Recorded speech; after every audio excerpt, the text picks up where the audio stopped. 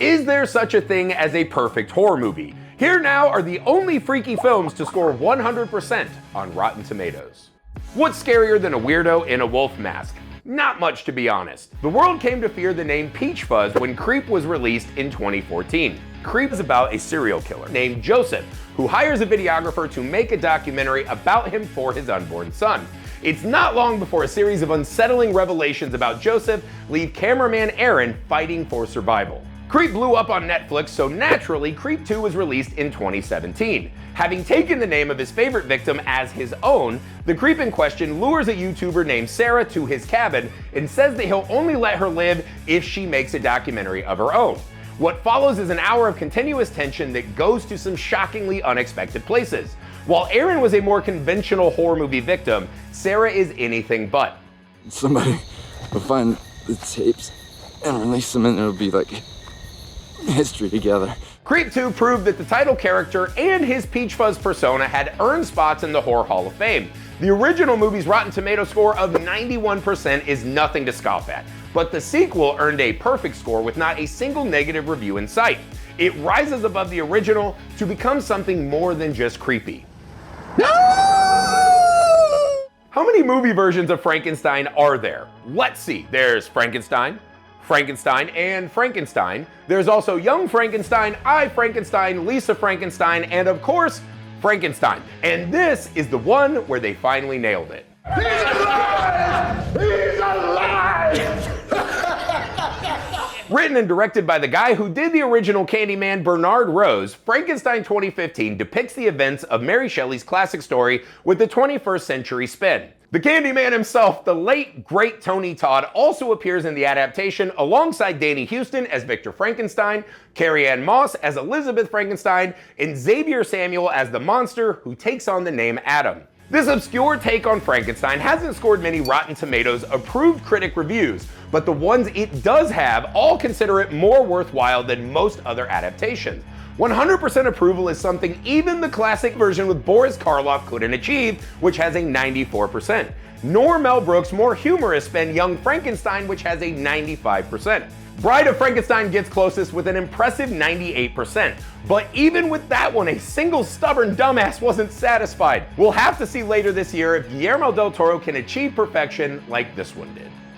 The Slumber Party Massacre was never as big a hit as its fellow 80s slasher franchises like A Nightmare on Elm Street and Friday the 13th.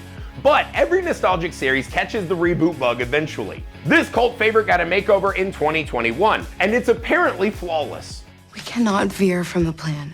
That is the only way it will work. The plan was for no one to get murdered. Like so many other modern horror reboots, the newer Slumber Party Massacre plays with the saga's legacy. In this case, the daughter of one of the final girls from the original Massacre finds herself in the town where the driller killer tried to kill her mom decades ago, and he's back for more carnage. So, how did Slumber Party Massacre do what Halloween and the Texas Chainsaw Massacre couldn't and get a perfect score on Rotten Tomatoes? Simple.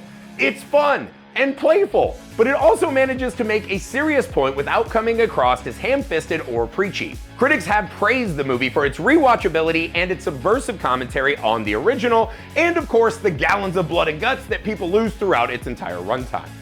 Where the Devil Roams is a Depression-era horror film about a group of sideshow carnival workers traveling America. They also happen to be serial killers.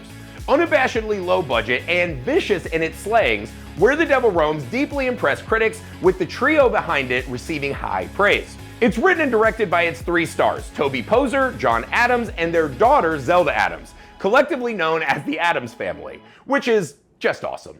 Gruesome practical effects, my favorite kind, and dreary atmospheres make Where the Devil Roams a must-see for fans of indie scares.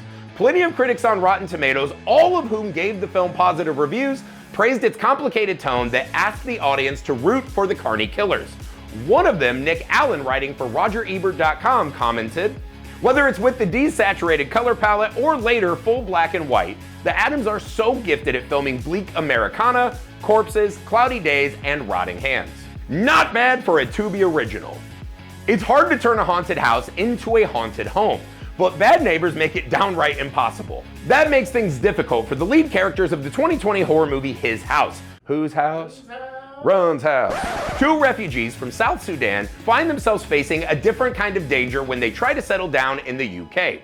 Despite the promise of a new beginning and a brighter future, married couple Rial and Bull are tormented by their past and their present.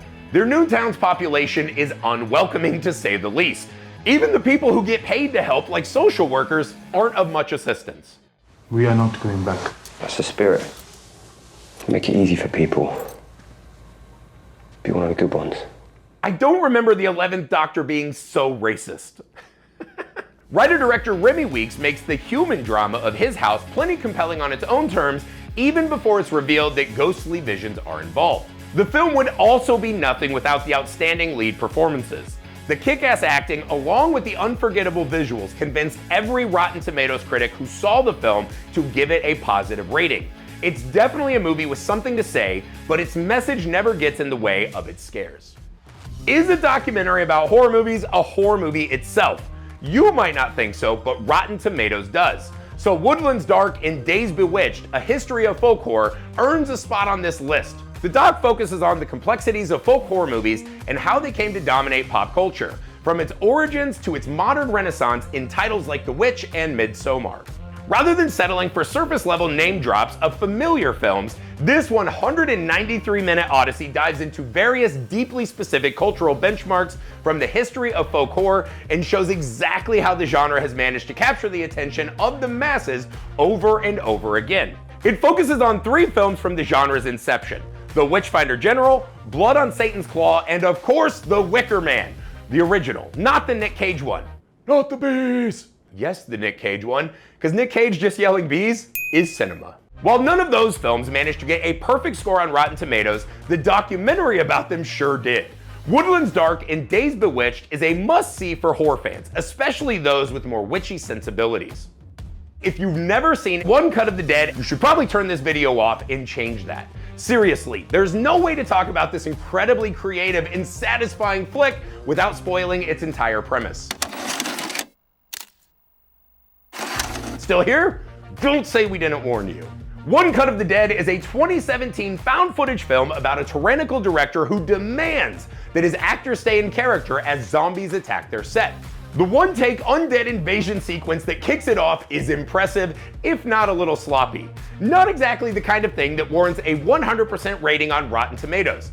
But of course, as you definitely already know because you've definitely seen it before, it's a movie within a movie featuring a ramshackle cast and crew that has just one shot to pull off their ambitious zombie project, literally.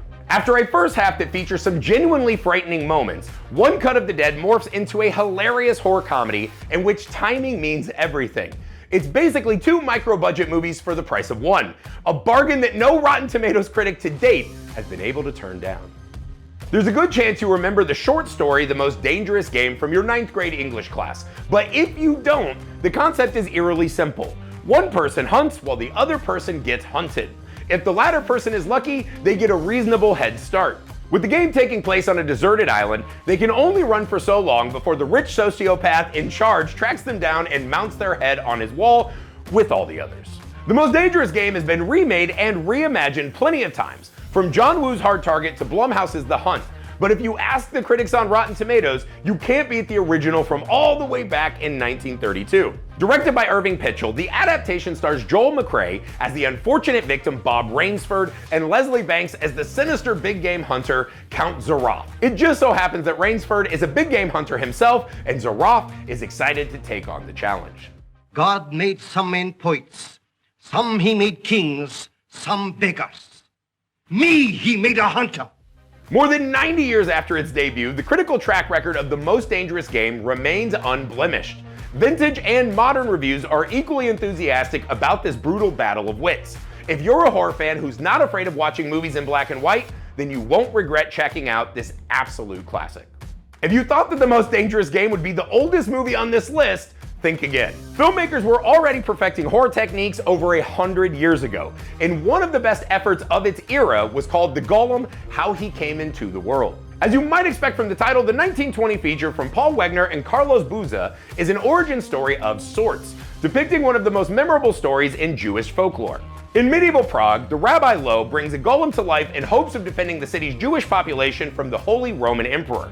The animated statue accomplishes his task, but once he does, he's possessed by the evil spirit Astaroth and compelled to turn on its creator. Here's some film history 101. Along with the Cabinet of Dr. Caligari, which was produced around the same time, the Golem, How He Came into the World, was a landmark work in the then growing German Expressionism movement.